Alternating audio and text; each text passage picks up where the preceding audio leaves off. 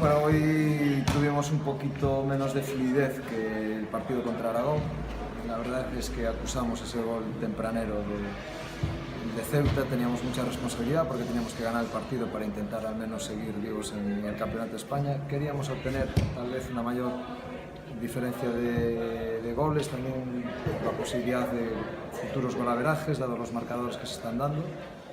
Y esa presión yo creo que pudo un poquito con nosotros, sobre todo al encontrarnos este gol nada más empezar el partido, una jugada aislada, que bueno, a partir de ahí el partido ya nació con muchas dificultades, o al menos con muchas más dificultades de las que esperábamos, y nos costó sobreponernos hasta que fuimos encontrando, bueno, al menos las ocasiones, si no tanto el fútbol como el día de Aragón, por lo menos las ocasiones y la posibilidad de remontar el partido. Y bueno, estoy satisfecho sobre todo por los jugadores que merecían al menos irse de aquí en esta fase del campeonato con 3 puntos.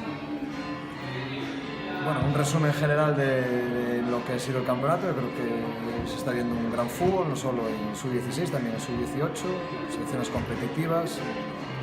Creo que Galicia está rindiendo a un buen nivel. El comportamiento de los futbolistas en lo deportivo y en lo humano me hace sentir orgulloso de lo que es el fútbol gallego. Y respecto a nuestras posibilidades, de momento, salvo que las matemáticas digan lo contrario en los próximos partidos, mantenemos la misma, que es llegar lo más lejos posible en el campeonato y, ¿por qué no?, nos renunciamos aún a ser campeones.